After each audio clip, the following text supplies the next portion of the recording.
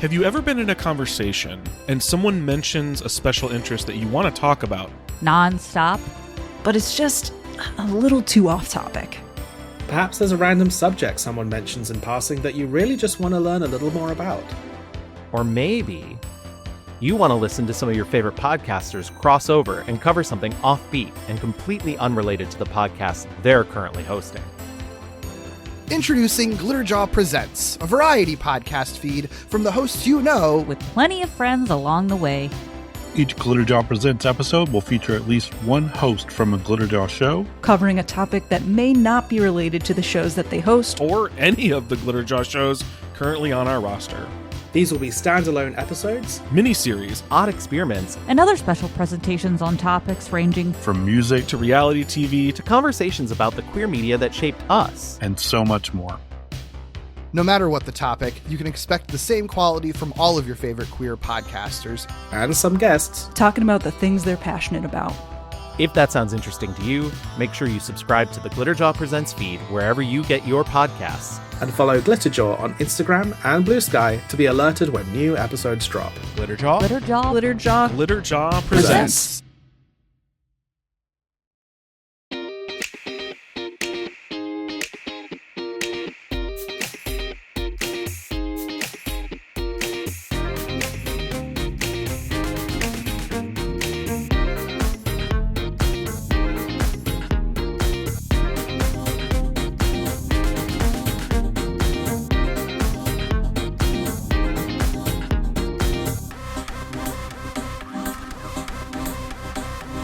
Hey, Gavin. Hey, Louie.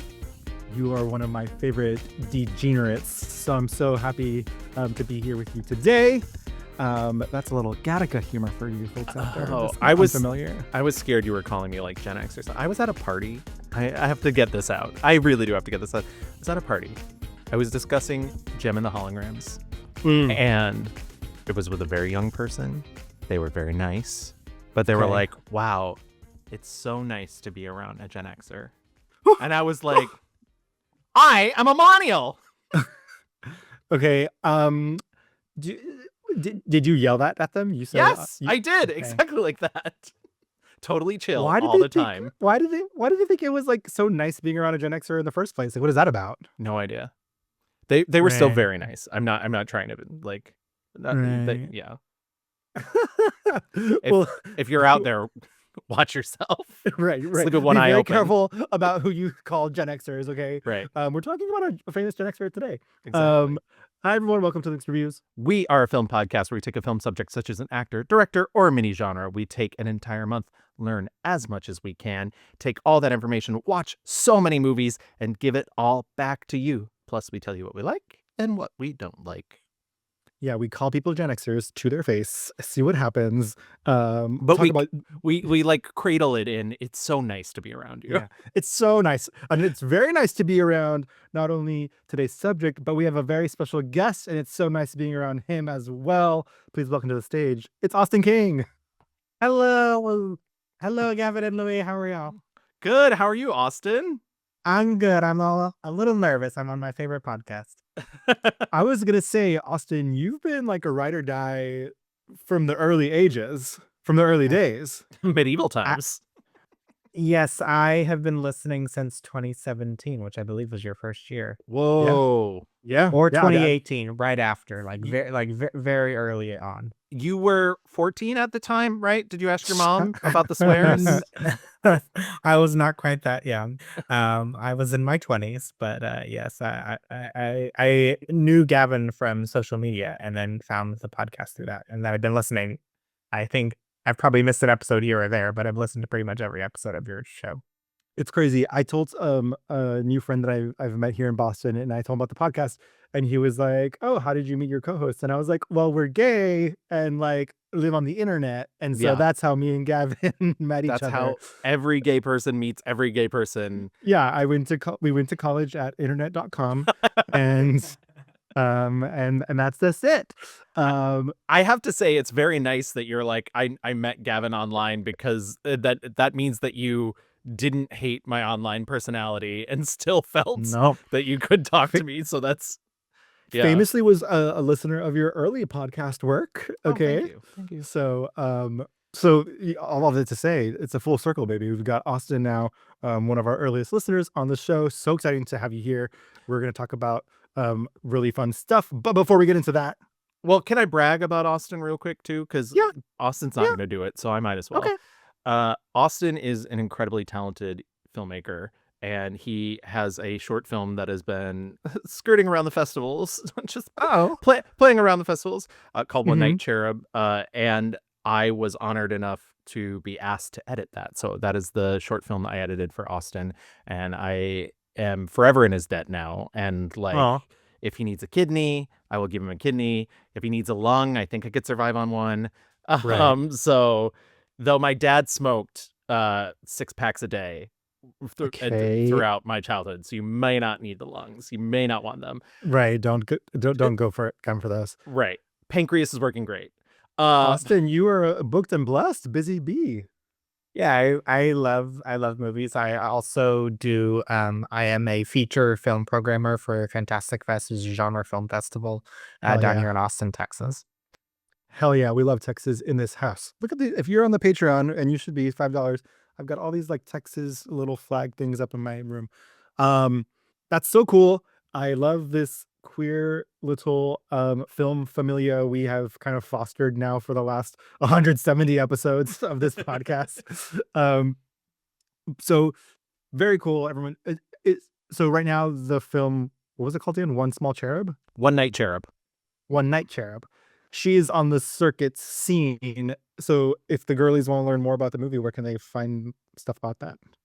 Yeah, absolutely. Our film production company, we have an Instagram called Cloudy House Pictures. It's me and my husband's production company. Or you can follow me on Instagram, which is a house in Gotham. I'm also on Blue Sky. Hell yeah. Well, congratulations to both of you for making filmmaking is just like such a collaborative, spirited thing, and like that's all we are all about here. So very cool. Like I mentioned earlier, we're talking about a famous Gen Xer today on this episode, but like really quickly, we have a little bit of old business.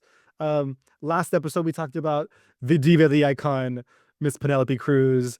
I think we got like some really good feedback from just like people on socials, like friends and family who were just like, "Oh my god, I love her." Yes, and we both chose Volver, and like people were just like, "Oh my god, that movie is just like everything." Austin, are you a Penelope fan? Is there any movie that you especially love of hers? I mean, I love everything Penelope Cruz does, but I mean, and all of her work with Almodovar is just like far and away like the best things that she gets to be a part of. There's an excellent choice, though. Of course, I also love her and All About My Mother quite a bit. Hell yeah! Also, I don't know if we mentioned this, Gavin. She's got a new movie coming out like this summer. Yeah, the new Olivia Wilde movie, right? Exactly. Yeah. And it looks fun. I posted the trailer on our Blue Sky and everything, and I was like, new Penelope.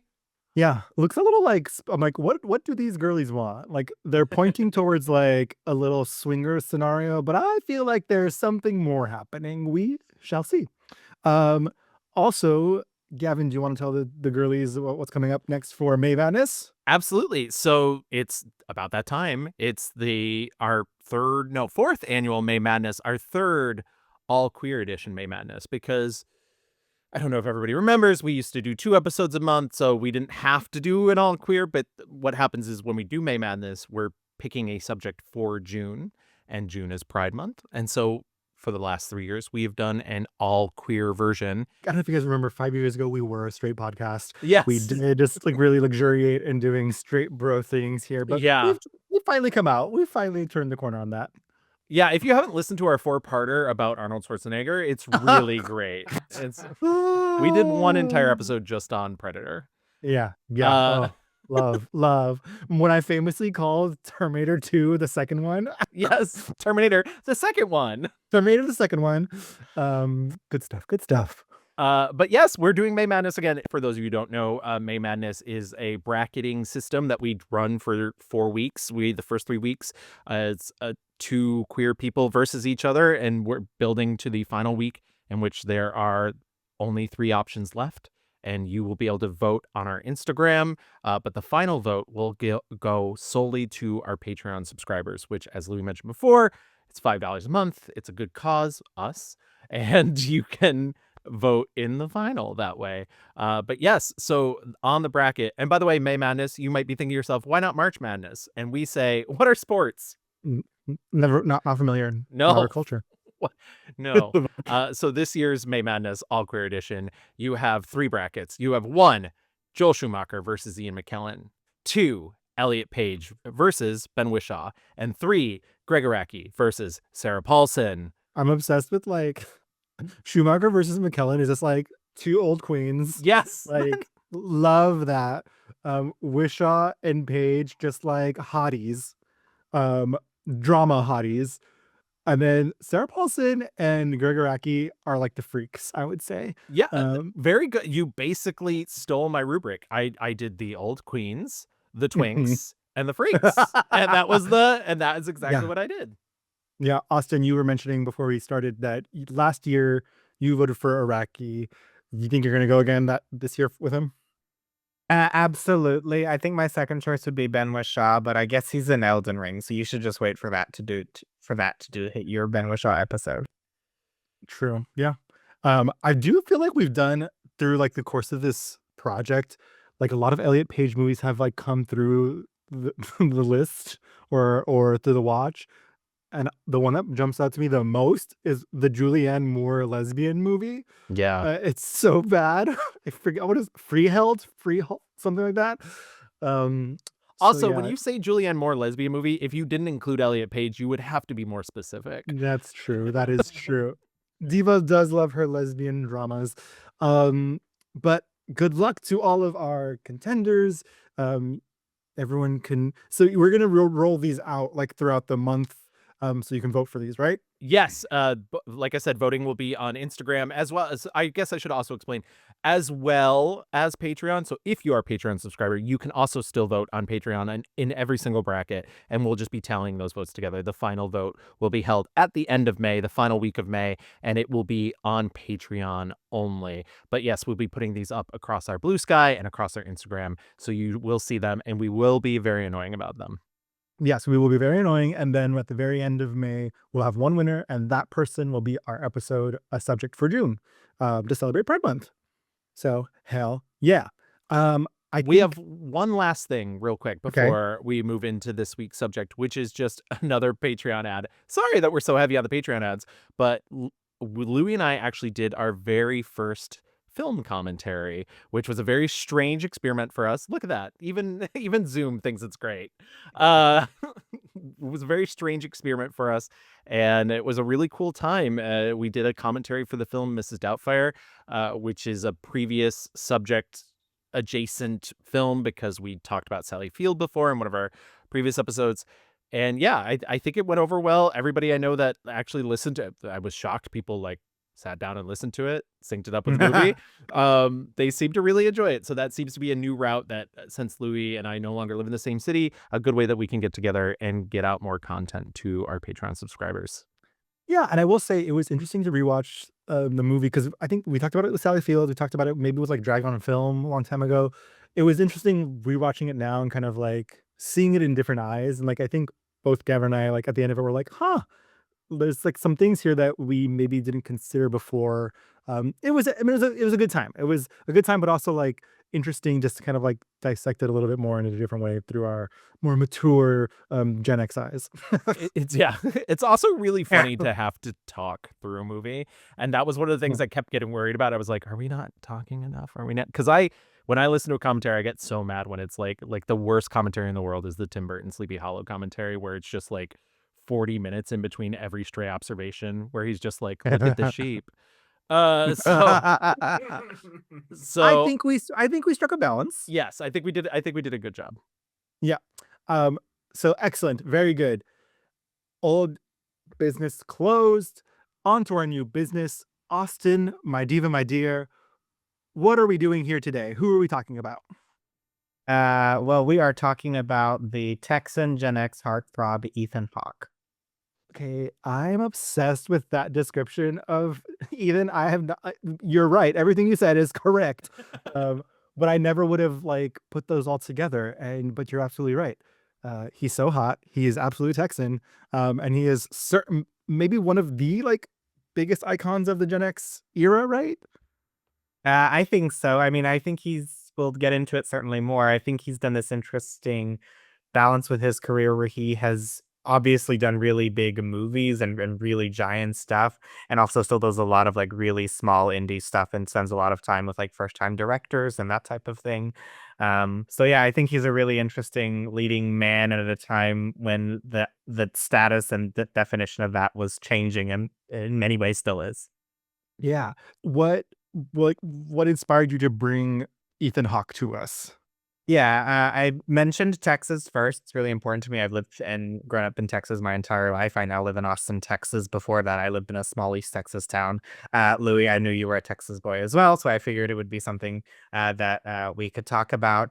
Y'all have also done so many subjects throughout your entire podcast, and a lot of ones that I would have loved to have done. I was like, who do I have an opinion on? Who do I think is interesting? And it was Ethan Hawke. Awesome. Gavin, what do you remember? Like, how did you first learn about Ethan Hawke? I think my first, because I was thinking about this earlier this week, and I think my first experience with him, it's it's one of those things where like I really have to think about it because Explorers was on in my house a lot. I did see it as a kid, and I think that's why I can never really hate that movie. I can recognize that it is a little bit of a disaster, and you can tell like the third act has issues and whatnot.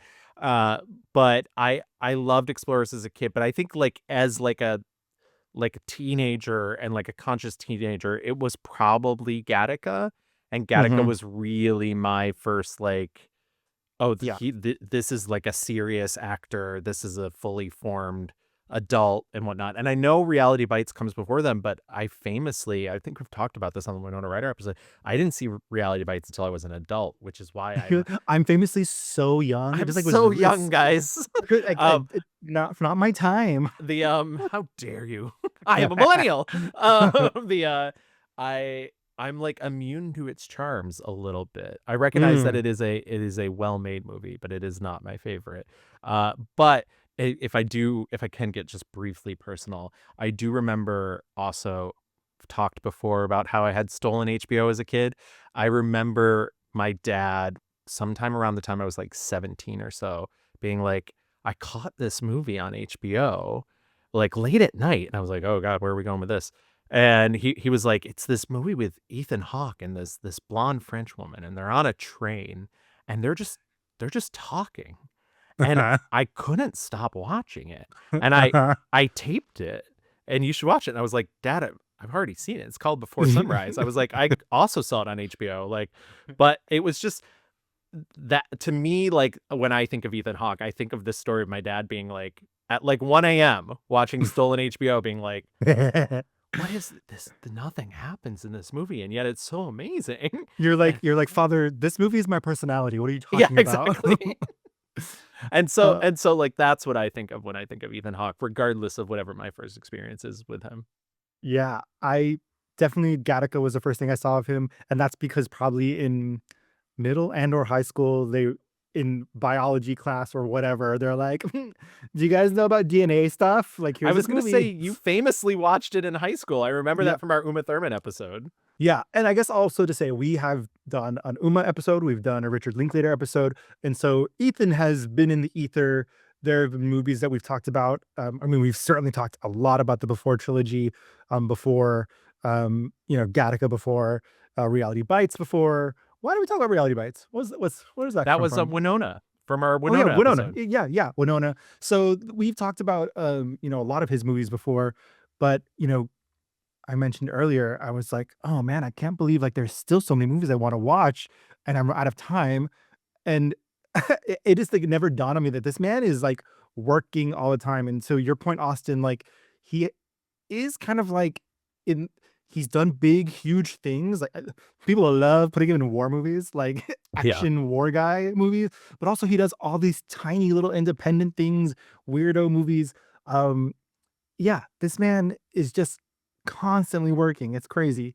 It was very cool to kind of go through and see the range. I think is a good topic for this podcast because there are some really fucking horrible movies. Like I cannot believe like what is going on here. But then there's like on the other end of it, like truly somewhat like spectacular masterpiece like performances and films.